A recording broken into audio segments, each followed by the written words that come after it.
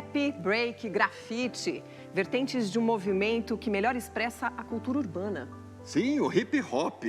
E o nosso convidado de hoje é um dos mais importantes e mais legítimos representantes dessa corrente artística no Brasil. Senhoras e senhores, manos e minas, vamos, que o som não pode parar. Com vocês, Altair Gonçalves, ou melhor... Taíde.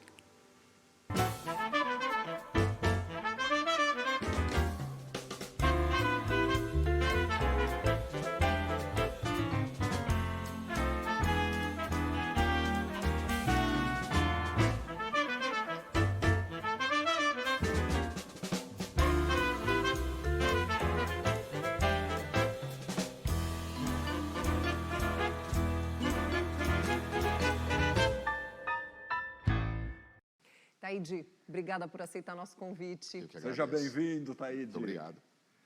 Taíde, vamos começar falando da sua infância, cara. Você nasceu na Vila Missionária, periferia de São Paulo, uma região que ainda hoje é um lugar bastante carente, né? Queria que você falasse um pouco da sua infância por lá. Na verdade, eu fui criado na Vila Missionária, uma parte da minha infância foi na Vila Missionária, mas eu nasci na Cidade Ademar, que fica na mesma região, que é Vila Constância. Isso em 1967.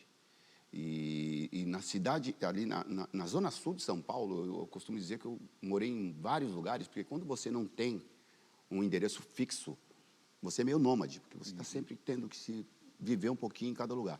Então, eu vivi em vários lugares. Valo Velho, Diadema, Jardim Miriam, Vila Joaniza, em Bugaçu, Vila Santa Catarina, Cidade Leonor. E agora, eu estou ali entre Moca e Brás. Costumo dizer que eu sou vizinho do Luiz Gama. Então, eu ainda estou na parada, mas agora eu tenho endereço fixo, graças a Deus. Mas aí, como é que era a vida de menino aí naquela região sul lá? Era barra pesada. Era barra pesada porque é um lugar onde, apesar de ter muito trabalhador, muita gente batalhadora, muitos guerreiros e guerreiras, também tem muitas pessoas que, por um motivo ou outro, acabam desacreditando do seu potencial. E acaba, às vezes, desistindo de ver o que tem além da esquina, sabe o que é? Além da praça. E prefere viver só ali naquele mundinho. Então, a gente via muita gente se entregando à violência, eu perdi muitos amigos, eu vi muitas pessoas estiradas no chão. E eu era um garoto. Então, para eu assimilar isso, eu ficava imaginando que, para eu ter um certo respeito quando me tornasse adulto, ou eu seria polícia, ou eu seria ladrão. Porque eram essas duas categorias que eu via que as pessoas, de uma certa maneira, ali respeitavam. E, graças a Deus, eu consegui conquistar o respeito, sem precisar ser nenhum nem outro, graças a Deus. Mas a redondeza, o bairro, o teu relacionamento, quem eram os seus amigos, assim? Olha, eu fui, apesar das dificuldades da infância, eu fui uma criança de infância feliz. Porque a gente não tinha essa tecnologia que tem hoje, então a gente brincava muito na rua. Então era muito na rua. Era carrinho de rolimã, que eu tenho até hoje. Eu ganhei um outro dia, eu fiquei feliz da vida. Um carrinho de rolimã, bolinha de gude, peão, brincadeira de criança, polícia e ladrão, esconde-esconde. Estreia a nova cela, que eu pergunto para um monte de criança hoje, ninguém sabe o que é. Então eu tive uma infância bem feliz e eu era um cara que saía à noite com os amigos, naquela turma, para correr entre vagalumes. E vagalume é uma coisa que eu fico triste em saber que está em extinção e que a gente nem consegue mais ver vagalumes. E às vezes eu falo para minha filha, para as minhas filhas, né? Eu falo, poxa, eu queria apresentar um vagalume para vocês. Mas ficou só na infância. Sua mãe foi um grande alicerce na tua vida. Sim. E o seu tio José Carlos foi fundamental no teu início para a descoberta da música na tua vida. Como vocês sabem disso? O que está acontecendo aqui? Realmente, a minha mãe, que era minha avó, que me criou, me deixou como herança, além de ser a única coisa que ela tinha, a coisa mais preciosa que qualquer um pode deixar, que é a educação, né? Eu acho que essa é uma herança que todas as pessoas, com dinheiro ou sem, deveriam deixar. Educação. E ela me ensinou muita coisa. Ela me ensinou o momento de baixar a cabeça, os momentos de levantar a cabeça, os momentos de dizer sim, os momentos de dizer não, de ficar calado. embora ultimamente eu fique mais calado do que fale alguma coisa, porque eu prefiro hoje ouvir mais e dali tirar o que eu achar melhor, né? Mas ela me ensinou muita coisa, inclusive que a fome pode ser uma coisa passageira na sua vida, se você não se entregar a ela. Se você não se entregar à miséria, se você não se entregar à pobreza. Porque a maior pobreza que tem é a pobreza de espírito. Sim. E ela me ensinou muito isso. Então, eu acho que eu tenho uma das melhores heranças que qualquer pessoa possa deixar para outra pessoa, que é a educação. Ela deixou para mim. E o tio José Carlos, hein? O tio José Carlos é um cara firme, forte, está forte e firme até hoje. Até hoje. É o cara que me ensinou a ouvir música, me levou para Santa Ifigênia, no centro da cidade, que para mim foi um parque de diversões. Eu olhava para um lado, era caixa de som, o outro era toca-disco, luzes psicodélicas. E eu me lembro que a primeira vez que ele me levou lá, ele falou para mim: vou te levar num lugar hoje. Falei: que lugar? Nós somos de ônibus. Que lugar? Você vai ver. Nós vamos comprar algumas coisas para fazer baile, porque a gente fazia baile no fundo da nossa casa. Durante a semana era um templo de candomblé e nos finais de semana a gente fazia uns bailes black, da pesada. No próprio ambiente. No próprio ambiente. A gente fazia... Na verdade, era o seguinte, existiam as consultas durante a semana e no final de semana que não tinha as sessões, a gente fazia os bailes. Então, era intercalado. Quando não tinha baile, tinha o candomblé. E quando não tinha candomblé, tinha baile. Mantendo a tradição. Só para manter a tradição. E a gente fazia esses bailes naturalmente. Ele tinha um 3 em 1 na época. Aí nós compramos, e me lembro que a gente comprou umas luzes e uma caixinha, eu não vou lembrar o nome agora, que estava escrito justamente isso: luzes psicodélicas, que ali a gente mudava a intensidade das luzes. E meu tio, muito inteligente, o que ele fez? Ele não pendurou no terreiro. Ele pegou as lâmpadas, colocou as lâmpadas ligadas nos alto-falantes, então toda vez que vinha o grave, a luz ia no ritmo. Eu achei... Pá, meu queixo caiu. Né? E aí ele fez uma ligação também nas luzes coloridas. Então, para mim, meu tio, ele significa muita coisa importante na minha vida. Agora, no início dos anos 80, foi que o funk, o soul, os bailes black aí começaram a aparecer mais na mídia, né? Você ainda era um adolescente. Como é que você tinha acesso a esse universo? A gente dependia muito de quem viajava e trazia algum tipo de informação, ou de quem já tinha. Por exemplo, quando começamos a fazer os bailes, a coisa é muito natural. É quando você começa a fazer uma parada, você conhece pessoas que também fazem a mesma coisa. E você começa a pegar informações. Então, começamos a fazer os bailes, conhecemos pessoas, naturalmente, que também faziam bailes, que também tinham discos. Então, a gente combinava de ir na casa da pessoa, levava alguns discos. Olha, eu tenho esse, pô, eu não tenho esse. Então pode levar, me dá esse aqui. A gente fazia umas trocas. E a gente ia perguntando. Foi assim com o break também, a gente não tinha muito acesso, então a gente tinha pessoas que vinham de outros lugares. Eu vi lá fora uns garotos dançando assim, assim, assado, e a gente pegava essas informações. Legal. Agora, eu posso dizer para vocês, sem nenhum problema, um lugar que nos ajudava bastante era a TV Cultura. Porque a TV Cultura, nos programas que a gente assistia, muitas vezes eu vi... Quantas vezes eu vi o videoclipe de George Duke, Stanley Clarke, se eu não estiver enganado. Stanley Clarke. Que foi low-I, bum, bum, bum, bum. Aqui, quantas vezes. Quantas e quantas vezes. Mas tem o lance do programa do Goulart de Andrade também, que você viu quando era moleque. Poxa vida, nem me lembra isso, cara. Nem me lembra isso. Eu me lembro que eu estava na parte de cima da beliche, minha mãe estava na parte de baixo da beliche.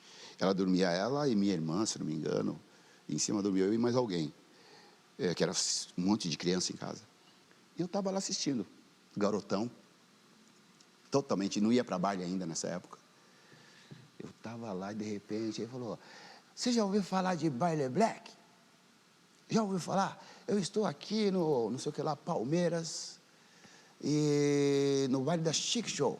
Agora vocês vão ver o que esses caras fazem lá embaixo. incrivelmente, eu não sei se foi combinado ou não, só sei que estava rolando The Big Throwdown. Eu tenho esse disco até hoje. Estava rolando, aí a câmera chegou perto, abriu, aí eu vi a coreografia de Nelson Triunfo e Funk Cia. Aí... Detonou. Aí... Que idade você tinha, mais ou menos? Não sei. Mas era adolescente 15, ainda, né? 16, sei lá. Quando eu vi aquilo, foi natural, foi arrebatador. Eu falei, é isso, não é isso que eu quero ser, é isso que eu sou. Porque ninguém está me dizendo quem ele é, eu já sei quem esse cara é. Nos anos 70, quando eu era menor, eu ia para a Avenida Tiradentes com a família para assistir às escolas de samba que desfilavam na Avenida Tiradentes, para ver 2 desfiles. Vai, Vai, por causa de Nelson Triunfo, que ele misturava o soul e o samba, e para ver Camisa Verde e Branco, por causa de Originais do Samba. E Originais do Samba vinham, faziam aquelas coreografias e tal. Era demais, era demais. Então, para mim, essa noite é inesquecível. Quando você falou isso, eu me vi na beliche, cara. É incrível isso, né? Como a memória é uma coisa... A memória volta, né? É incrível. Então, quer dizer, era um movimento hip-hop já chegando no Brasil, né? Depois, com o tempo, foi conquistando cada vez mais espaço e tal. A gente fez uma matéria sobre isso. O quê? Olha lá. Sério? Olha lá. O hip hop surgiu na década de 70 nas comunidades de origens latinas, africanas e caribenhas das periferias de Nova York, onde, por falta de recursos, jovens faziam das ruas seu espaço de lazer, diversão e arte. A prática deu origem às formas de expressão da cultura popular urbana, como o rap, o breakdance e o grafite, que com suas letras, passos e traços expunham a dura realidade em que suas famílias viviam. Tudo começou no Bronx, quando o DJ jamaicano Kool Herc usou 2 tocadiscos e um mixer para embalar sua festa ao som de souls e funks. Aos poucos, o rap chegou às rádios, o break passou a ser visto nas telinhas da TV e os grafites ganharam espaços nas empenas das grandes cidades. No Brasil, o hip hop chegou nos anos 80, quando grupos de jovens se reuniam no centro de São Paulo para ouvir música, cantar e dançar. Taíde viu, entendeu, gostou e fez do rap a sua profissão de fé.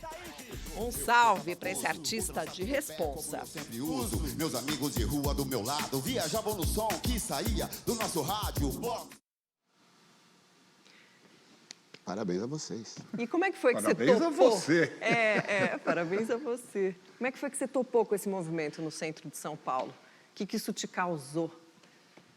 Topar com essa galera?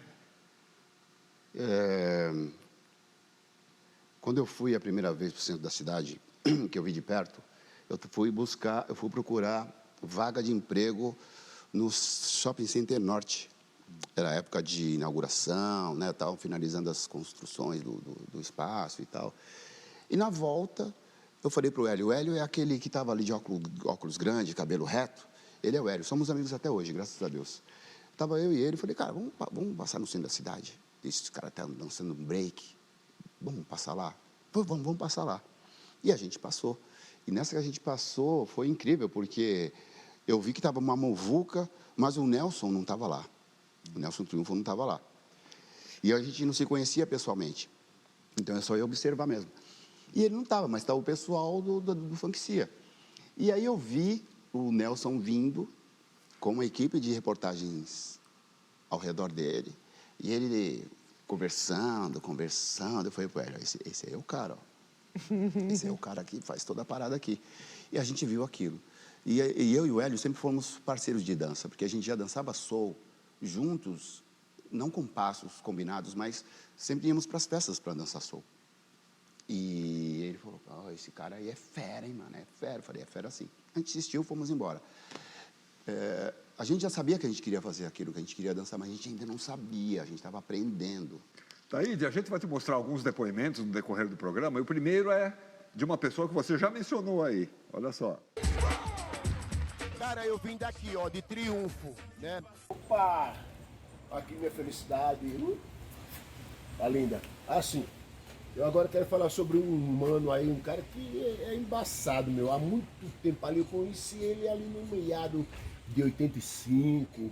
E cada vez mais que a gente se encontrava era mais legal e a gente trocava ideia e tudo. E esse cara é um cara que até hoje, com o nome que ele tem e tudo, alguém chega pra ele. Aí, Taíde, como é que é? Você é fã de quem? Ó, sou fã do Nelson Triunfo.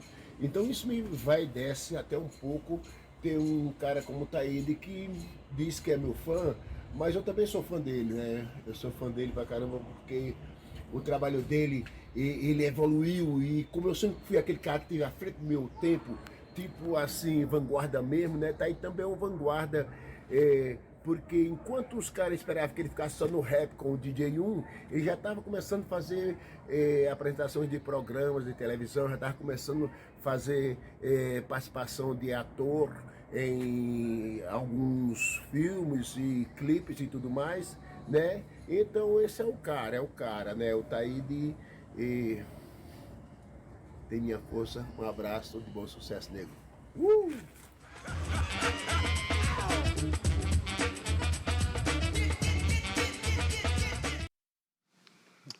É difícil falar alguma coisa, mano, porque o Nelson Triunfo, ele, apesar de sermos amigos hoje, ele nunca deixou de ser um ídolo. Nunca deixou de ser um ídolo.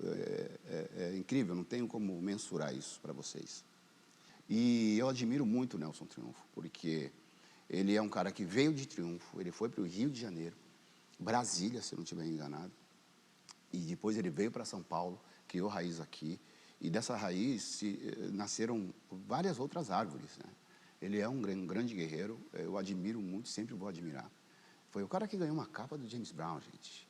O James Brown entregou para ele em mãos, sabe? E as pessoas sempre falam para mim assim, eu considero você o pai do hip-hop. Eu sempre digo, não, o pai do hip-hop no Brasil se chama Nelson Triunfo. E eu não tenho medo de errar, pode ter certeza disso. Bom, você já estava aí fazendo seus passos e tal, aí você começa a fazer as rimas, começa a compor. Agora, como é que isso era visto lá pela sua família, pelos amigos, pelo bairro? Eles olhavam para você de que jeito? Às vezes, a família, ela não entende muito, às vezes, porque ela convive com você na sua casa. Mas ela não convive com você na rua. Então, existe esse conflito, né? E até o conflito de gerações, né? Pô, a minha mãe, pai, avó, era uma outra vivência. E, de repente, você está sozinho na rua, com companhias, que muitas vezes ela fala, ó, eu digo para você não dar com uma companhia. E quando a sua mãe, seu pai não conhecem seus amigos, eles sempre são suspeitos, são eternos suspeitos. Né? Então, ele tem que conhecer, tem que saber qual que é o ritmo. Então, para dançar break, eu sofri um pouco, porque enquanto eu estava treinando em casa, estava tudo bem, mas quando eu saía para dançar na rua, já virava um problema, porque sempre achavam que eu estava envolvido em alguma coisa. Eu estava realmente envolvido em alguma coisa, mas alguma coisa muito boa, uma coisa positiva, né? Mas, sabe o que é? O jovem, geralmente, ele não é levado a sério. Ele é subjugado, né? De todas as maneiras, de todas as formas. E eu tive que persistir para que a minha família pudesse entender o que é que estava rolando, o que estava acontecendo, sabe? Mudou um pouco quando eles começaram a ver os resultados. Aí eu comecei a participar de concursos de dança, participei do programa do Barros de Alencar, participando com o Dragon Breaker, que foi a minha primeira equipe de dança profissional, digamos assim, porque já antes de ser profissional mesmo, já tinha rolado duas, né? E aí eles começaram a se ligar, era isso que você ia fazer e tal. Mas aí veio o lance da música, que aí você começa a participar, a ficar na rua por outros motivos também. Aí vem outros conselhos. Conselhos nunca são demais, né? Então a gente absorve bastante. Mas o resultado, para fechar a tampa mesmo, veio quando eu ganhei o meu primeiro prêmio, que foi um disco dourado, que para mim é o meu disco de ouro, da Chic Show. Eu ganhei no Palmeiras, olha só como o mundo é. No Palmeiras, que foi o mesmo lugar que eu vi Nelson Triunfo pela primeira vez no programa do Goulart de Andrade. Que louco, né? Louco, né? Muito louco. E eu estava naquele palco, daquele lugar, recebendo um prêmio. Eu tenho lá até hoje que diz, pela sua fabulosa performance em em 88 e eu ganhei o disco em 89. É muito doido isso, né? Aí eles começaram a levar a sério. Agora, Taíde, nessa época, ó, mais ou menos por esse período, Nelson Triunfo e a turma que dançava break ali na 24 de maio foi expulso de lá. Sim. O pessoal teve que sair. O que aconteceu? Por que eles foram expulsos e para onde vocês foram? Pois é uma coisa que eu não sei explicar, porque se você está fazendo uso de um espaço público, né? E o espaço, eu acho, posso estar errado, mas acho que o nome já diz tudo, né? É espaço público. Então, o público pode usar. A gente não estava ali fazendo uma fogueira para reunir pessoas, a gente não estava fazendo o jogo de azar. A gente estava usando aquilo da maneira mais natural possível, dançando. A gente estava desenvolvendo e apresentando uma arte, sabe? Aí, os poderosos se incomodaram, não sei, de repente, pela a incapacidade de fazer o mesmo, e proibiram de se dançar na rua. E a gente ficou pensando, mas como será que o pessoal lá da 24 tá se virando, né? Mas a gente sabe que depois, justamente pela proibição de se dançar no centro da cidade, foi que encontraram a estação São Bento do metrô. Então, acho que há males que vêm para bem, né? Há males que vêm para bem. Talvez se não tivessem proibido a dança na 24 de maio, provavelmente não teríamos descoberto a São Bento e tornado a São Bento ali o berço do hip-hop de São Paulo. Agora, existe uma história, não sei se é lenda, é verdade que vocês ensaiavam escondidos em uma escola? Poxa vida, hein, gente? Vocês vasculham mesmo, hein?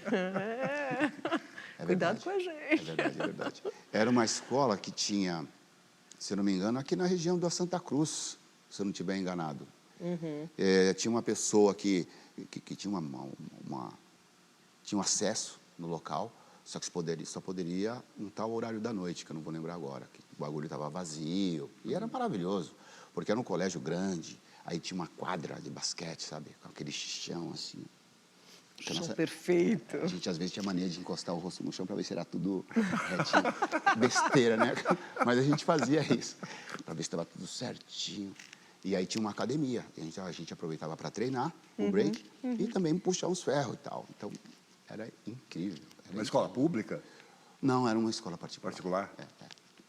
Mas tinha uma escola pública no Jardim Primavera, vizinha da Pedreira, que a gente também treinava lá, mas não era escondido não. Lá a gente podia entrar de boa à tarde ou à noite, porque é uma visão diferenciada, porque enquanto a escola pública via isso de uma maneira marginal, a particular via isso de uma maneira marginal, a escola pública não, ela via isso como um desenvolvimento cultural. E era muito louco, enquanto uma fechava as portas, a outra abria, sabe como que é? É doido, né? Doido, né? Incentivava, né? Incentivava. Bom, você, Taíde, estava se tornando um MC. Sim. Vamos falar disso no próximo bloco? Vamos sim. Vamos lá. Vamos que vamos. Voltamos já com o Persona.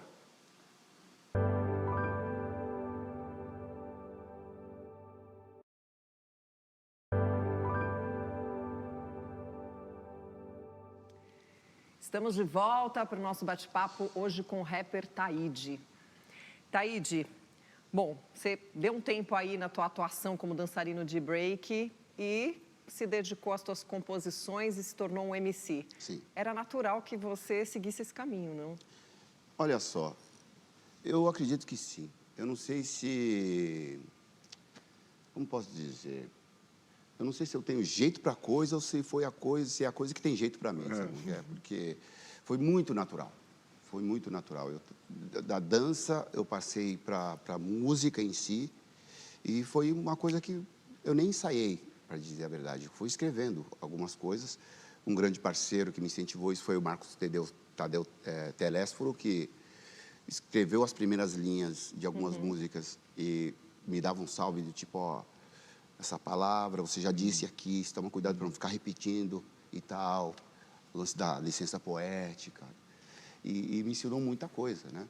Corpo Fechado, Homens da Lei, A Noite, ele escreveu muitos sucessos da minha carreira. E me incentivava, ó, se você não fizer uma linha aqui, a letra vai ser só minha. Então, isso ele me mostrou muita coisa, ele me ensinou muita coisa.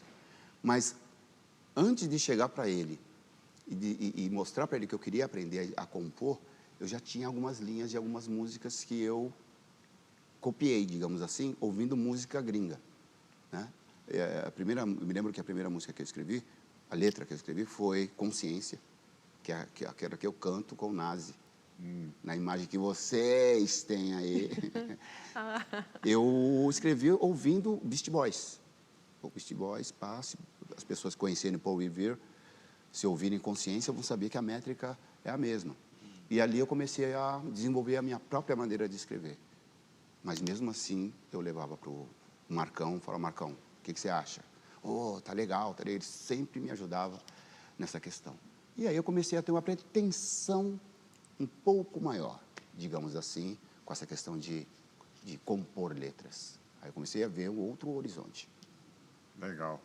Agora, assim como o Nelson Triunfo foi e é um ídolo para você, você também é importante para muita gente. Olha o depoimento que nós temos aí. Bom, Taíde, eu sou fã, cara. Taíde é meu herói no jogo do hip hop.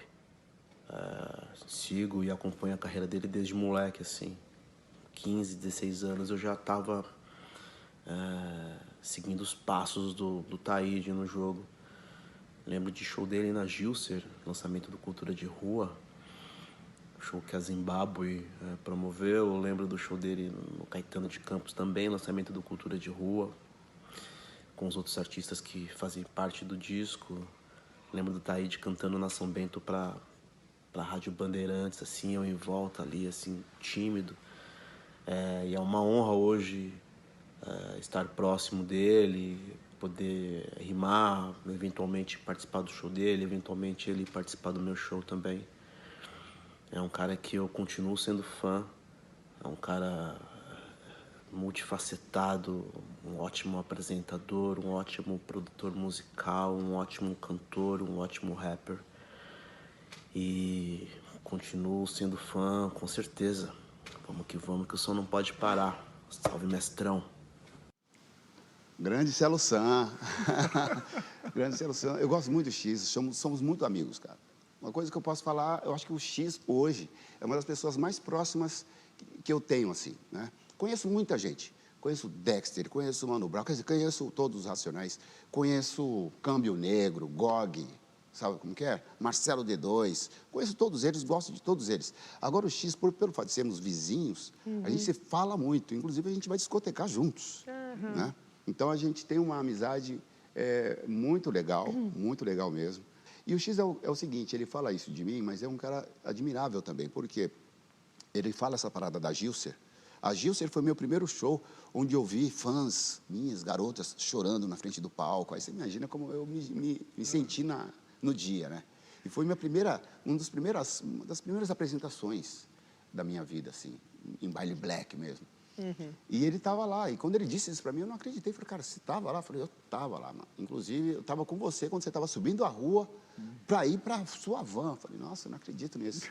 E aí o cara aqui, ele é empreendedor também, né? Ele é DJ, ele é MC, é empreendedor, é pai de família. E eu tenho hoje uma admiração por pessoas assim, porque a responsabilidade, ela vai além da imagem do artista, ela vai além dos palcos, ela vai além daquilo que você escreve, né? Eu acho que o artista você pode ver numa vitrine, mas a pessoa você tem que conviver, você tem que saber como realmente essa pessoa é. E eu conheço o X da vitrine e eu conheço o X do dia a dia. E eu posso dizer, se alguém tiver problema com ele, paciência, porque ninguém é perfeito. Mas eu sou fã, eu gosto muito de ter a amizade dele. Quando às vezes a gente bebe umas, eu ligo para ele, e aí, meu? Aí quando ele bebe, ele também, e aí, tá. Então nós somos muito amigos mesmo. Eu sou fã dele. Pô, o cara era DMN, né, cara? Sabe, o cara é DMN. DMN é um grupo de muito respeito no rap brasileiro, principalmente no rap aqui de São Paulo, né? Maravilha.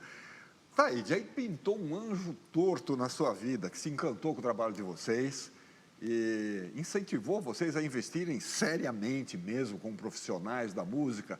O Nazi, que é um roqueiro, como é que o Nazi entrou na história de vocês? Ironias da vida. Ironias da vida. Eu, nessa época, a gente sempre fala sobre isso. Nessa época, eu sempre fui admirador de música. Então, teve músicas, teve rock, tinha bandas e artistas do rock que eu até escutava, mas eu não era chegado no rock. Eu não era chegado no rock. E quando eu assistia programas que mostravam as bandas punk, do ABC. Eu sempre achava isso muito interessante, porque tinha uma rebeldia que o hip-hop também tem, né? Eu achava aquilo muito interessante. Mas não era um cara que tinha coleção de disco de rock ou acompanhava. De repente, eu estava na São Bento, acho que, se eu não tiver enganado, o pessoal do Fábrica Fagos, uma banda que tinha na época, chegou e falou, mano, Nazi quer conhecer você, mano. Eu falei, Nazi quer conhecer? Mas quem é Nazi, velho? O cara com esse apelido quer me conhecer. Eu falei, não, é um cara aí do rock e tal. Aí alguém estava do meu lado e falou assim, o cara tem maior dinheiro. Porque sempre rola essas conversas, né? Sempre rola esses papos. Tem maior dinheiro. Eu falei, traz o cara aí para me conhecer, mano, não tem problema nenhum, não. Falei, mano, se esse cara vai aparecer nada, você acha que o cara vai sair lá, não sei de onde, para vir conhecer aqui na São Bento? Estamos na São Bento de sábado, aí vem esse cara, o Curu do Fábrica Fagos. Era baixista, se não me engano. O cara tá aí, eu falei que ele vinha aí, Aí era o Nazi mesmo, cara. Eu não conhecia o Nazi, eu não conhecia.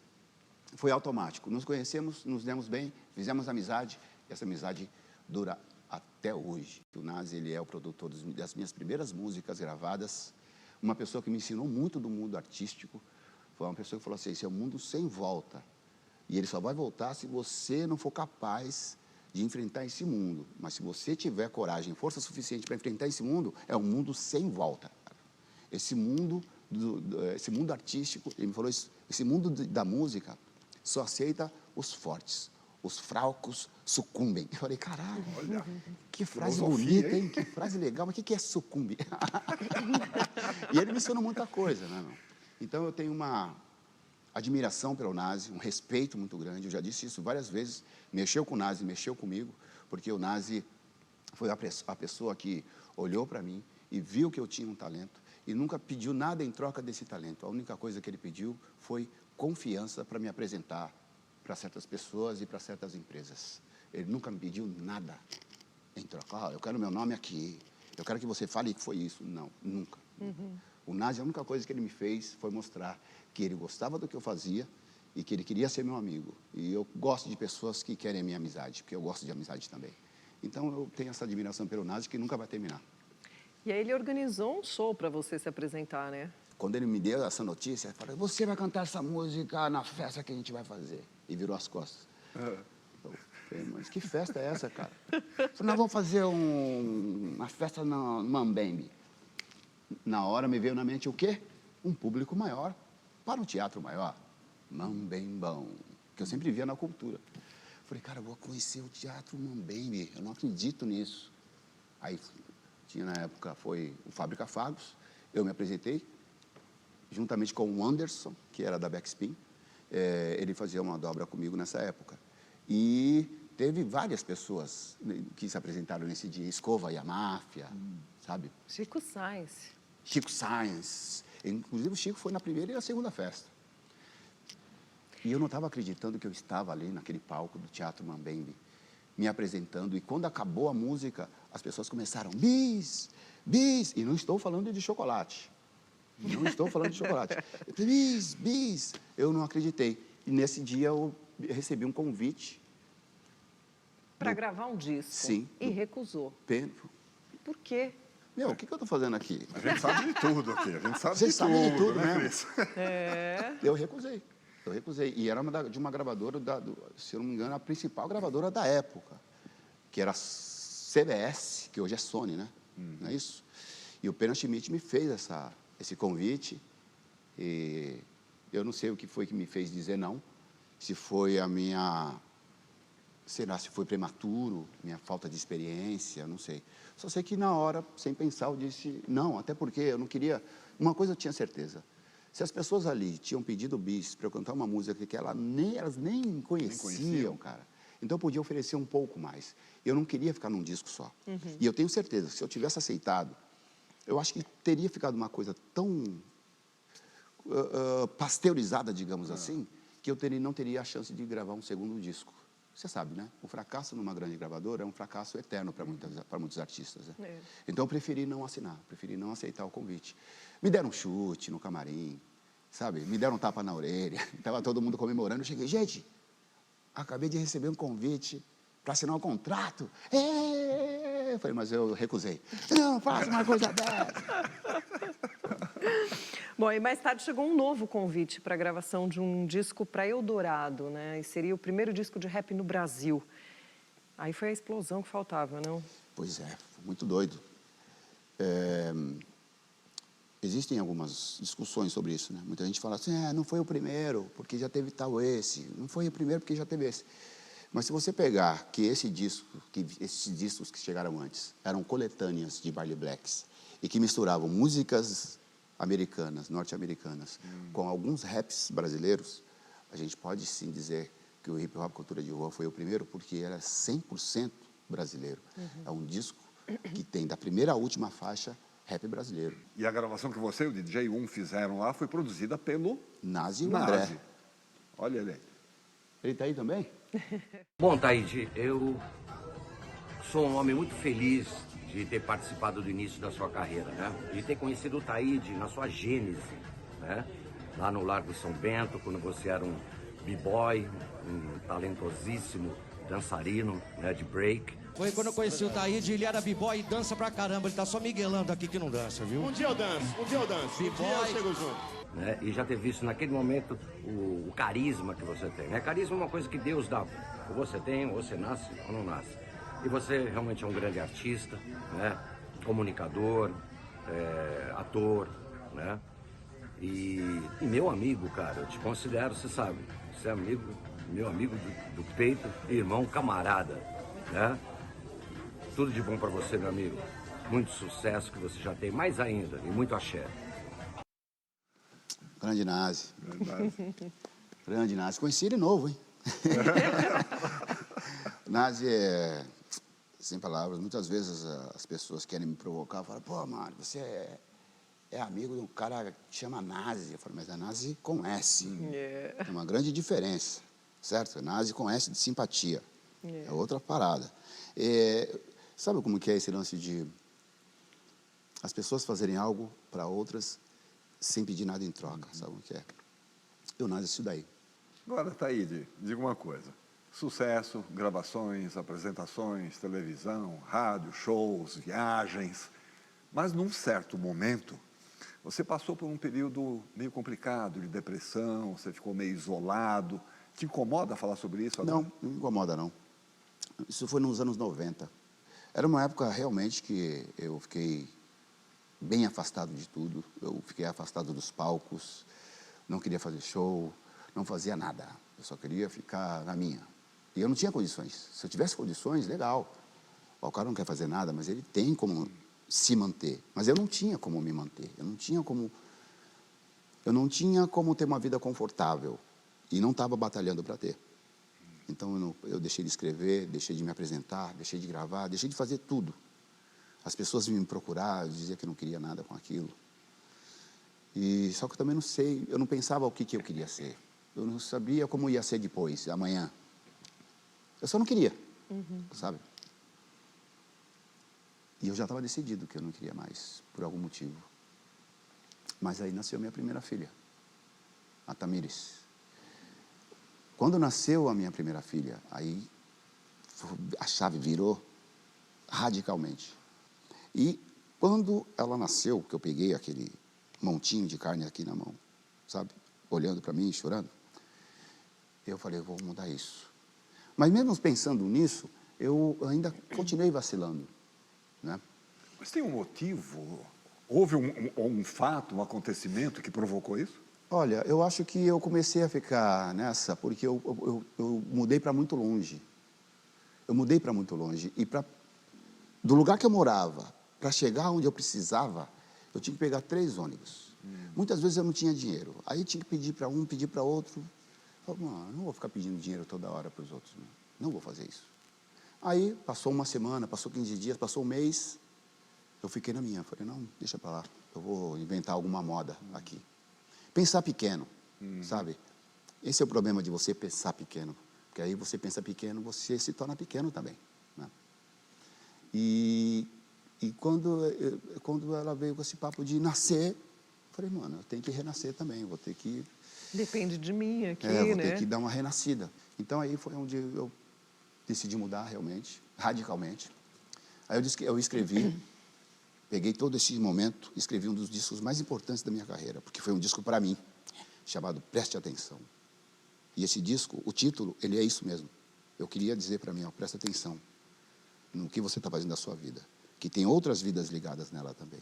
Então, aí eu mudei radicalmente, comecei a agir de maneira mais profissional, mais consciente e mais responsável. Bom, nessas suas andanças aí pelo país, né, você teve a oportunidade de conhecer alguém que te impressionou muito. Então, a gente preparou uma pequena será essa matéria pessoa, hein? sobre Quem essa será? figura. Vamos ver quem é essa figura? Olha lá. Antônio Gonçalves da Silva, ou Patativa do Assaré, nascido em 1909 na cidade de Assaré, no sul do Ceará, foi um dos maiores representantes da arte popular nordestina. Conhecido em todo o Brasil e traduzido em vários idiomas. Ele foi também tema de estudos na Universidade de Sorbonne. Aos 12 anos, frequentou uma escola por apenas 4 meses, período em que aprendeu a ler e se apaixonou pela poesia. Passou a escrever versos e a compor repentes e ganhou o apelido de Patativa, nome de uma ave de lindo canto, numa associação com a sua bela poesia, embora ela cantasse a dura realidade do seu povo. Registrou seus poemas em jornais, revistas, livros, discos. Patativa morreu pobre, como o povo que cantou, mas nunca deixou de fazer o seu repente. Essa espécie de rap ancestral do nosso Nordeste. A palavra, a batida, a rima, o improviso que encantaram Taíde, mestre da mesma arte, porta-voz da mesma dor.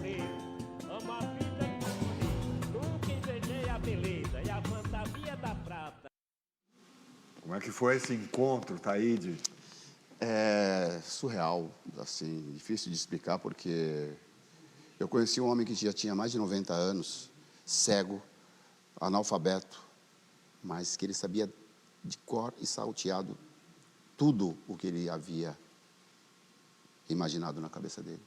Aí eu perguntei para ele, mas Patativa, como que você não sabe ler e escrever? Como que você faz para fazer os seus poemas? Ele falou, eu guardo tudo na minha mente. Aí eu pego não sei se era sobrinha ou filha, eu falo para ela, ela escreve para mim.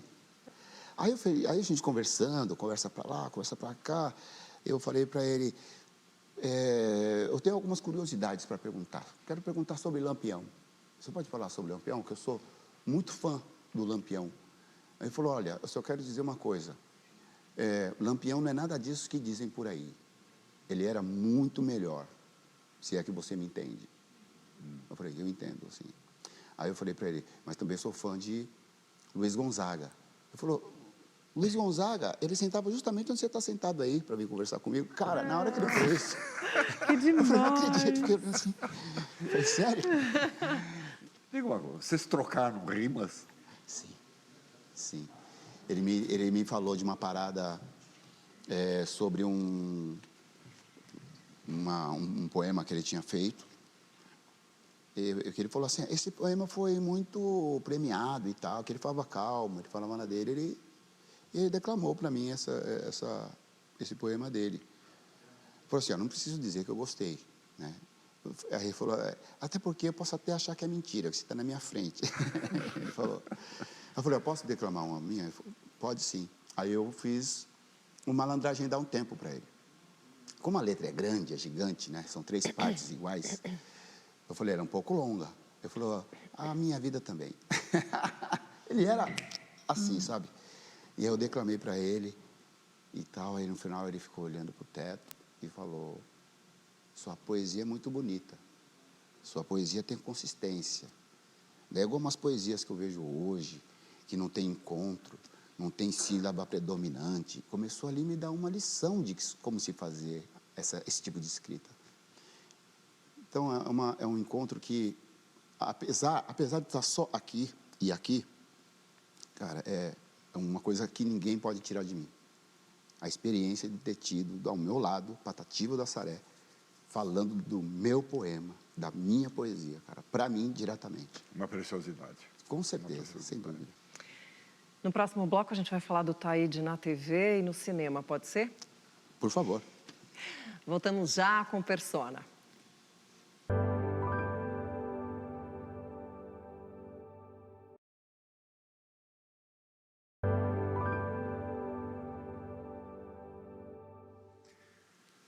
Pronto, estamos de volta com o Persona, hoje conversando com o Taíde. Taíde, você foi fazer aquele programa da MTV, o Yo, Sim. da MTV. Sim.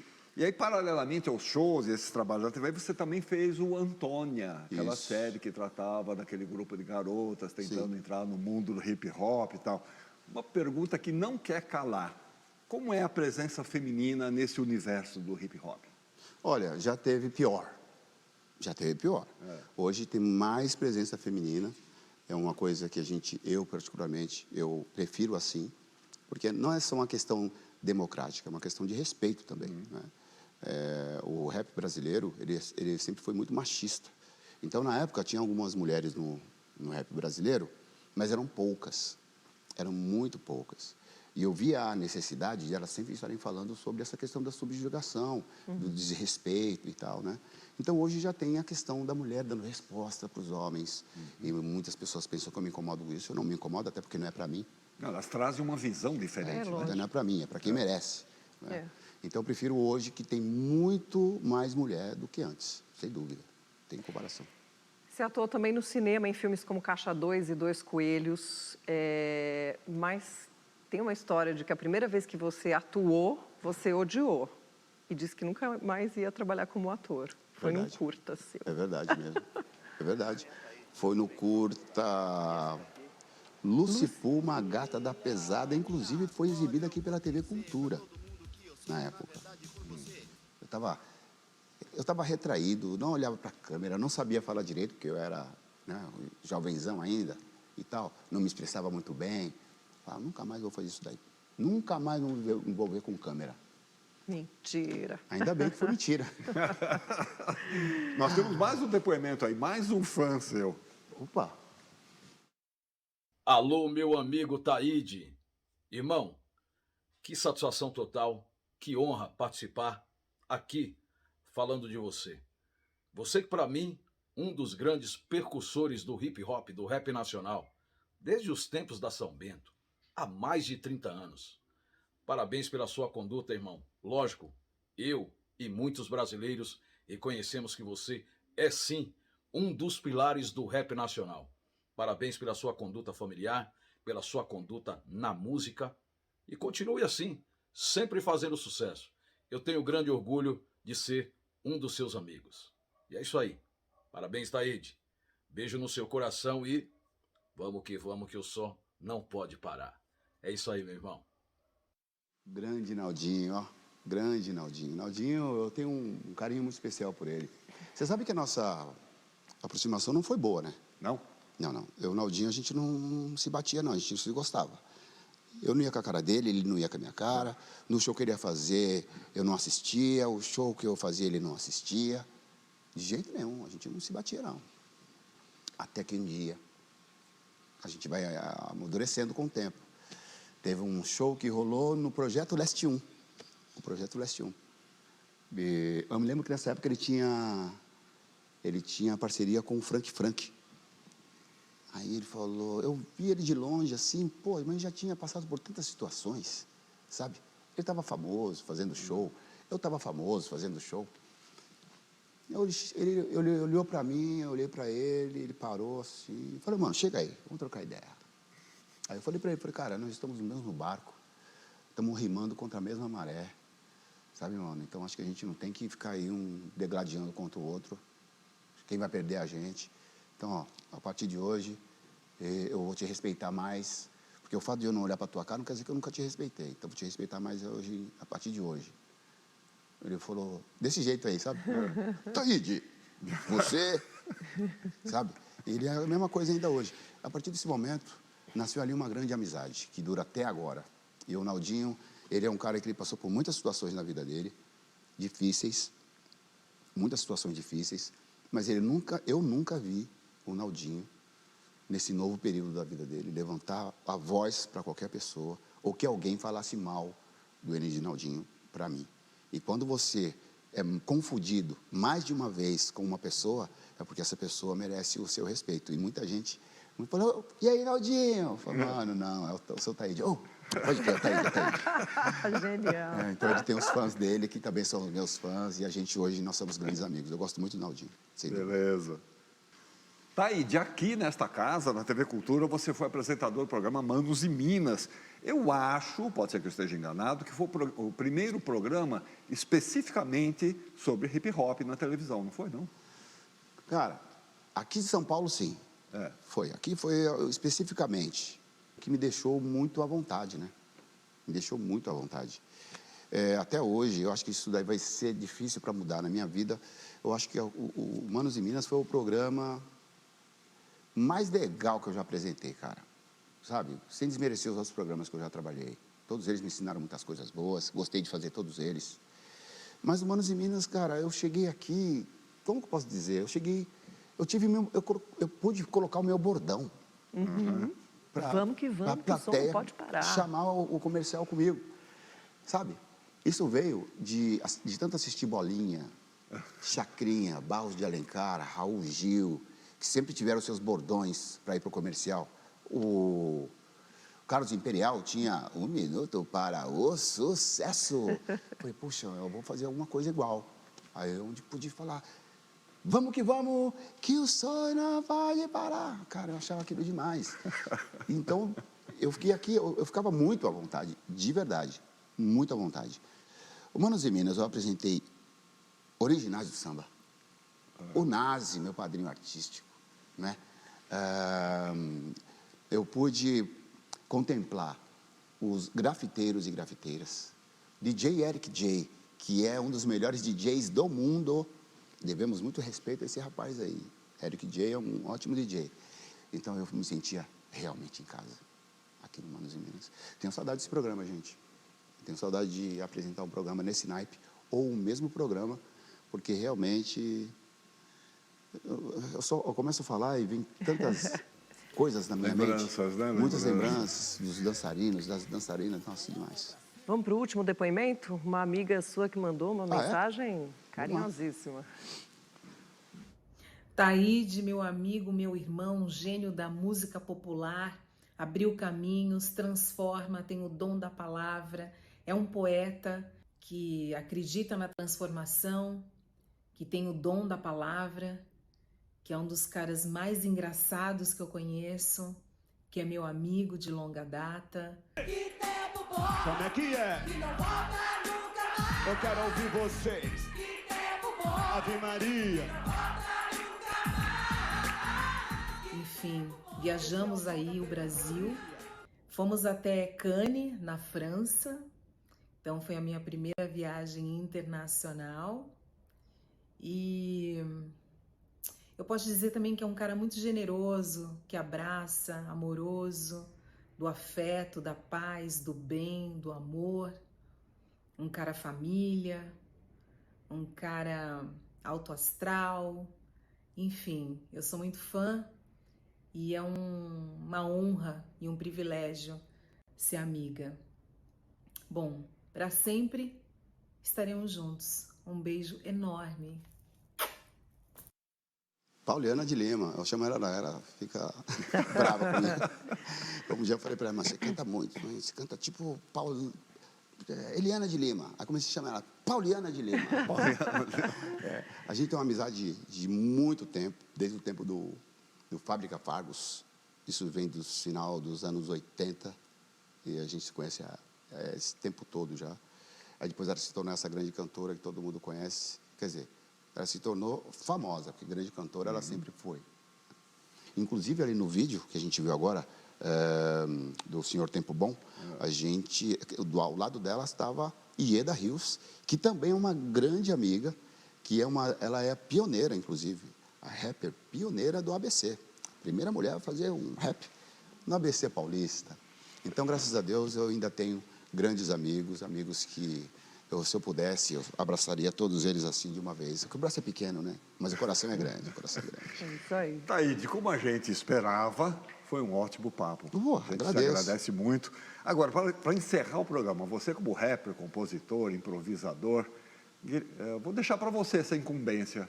Encerra o programa à sua maneira. Antes de encerrar, eu gostaria de agradecer o convite. Foi uma conversa muito agradável, né? É sempre bom a gente relembrar bons momentos da vida, mesmo que passe por momentos não tão bons assim, mas isso é ótimo. Eu quero aqui dizer que hoje eu sou um cara muito feliz, eu sou um cara muito realizado. Os problemas ainda não acabaram e quando acabar não vai ter graça, né? Porque são eles que fazem a gente sempre querer levantar da cama com mais garra, né? Hoje eu não moro mais na Vila Missionária, eu moro num bairro um pouco mais confortável. Isso não quer dizer que eu esteja desmerecendo o meu bairro de origem. Eu só estou dizendo que quando você acredita, você pode conseguir o inimaginável. Então, pessoas que ainda estão lá, pessoas que estão ainda por aí, podem acreditar porque a força está em você, não está em nada além de você. E se você não acreditar em você, nada vai acontecer e ninguém vai acreditar. Então, eu quero agradecer a vocês, quero agradecer ao programa, à produção, Caiabe. Estamos aí, irmão. E a TV Cultura, que desde o meu primeiro passo artístico, sempre esteve ao meu lado, assim como está agora, me convidando para participar do programa de vocês. Muito obrigado, de verdade. E já que vocês pediram, não é um improviso, mas é uma mensagem que diz o seguinte. Se me disserem não, eu vou batalhar o sim. Sei que trampo está difícil, mas insisto até o fim. Faltou grana para a conduça? Então eu vou a pé. Até pode faltar tudo, só não pode faltar fé. E é isso que eu desejo a vocês. Nunca deixe faltar fé na sua vida. Muito obrigado aí pelo convite. Vamos Obrigada, Taíde. Obrigada. Eu que agradeço. Muito bem. Vocês ficam por aí, a gente fica por aqui, mas tudo bem, voltamos semana que vem. Olha. Obrigado. Rimou também. Gostou? Até lá. Muito obrigado. Muito obrigado. Foi muito legal, muito legal. Valeu, Taíde. Eu que agradeço. Obrigado pela presença, obrigado Obrigada. pelo... Vamos fazer uma fotinha. Agora é colorida? Cadê foto? Foto? É colorida, né? Foto colorida? Quem é? Cadê a foto? Cadê as fotos? Cadê o fotógrafo? Vamos resolver agora. Aí. Aqui, Ana, ó, salva a chegou. gente, porque a galera Vamos aqui, lá. ó, esqueceu da gente. Lá, foto colorida. 1, 2, 3 e... Agora mais uma com gestos. Com gestos? Assim, espontânea? Espontânea, nada combinado. É.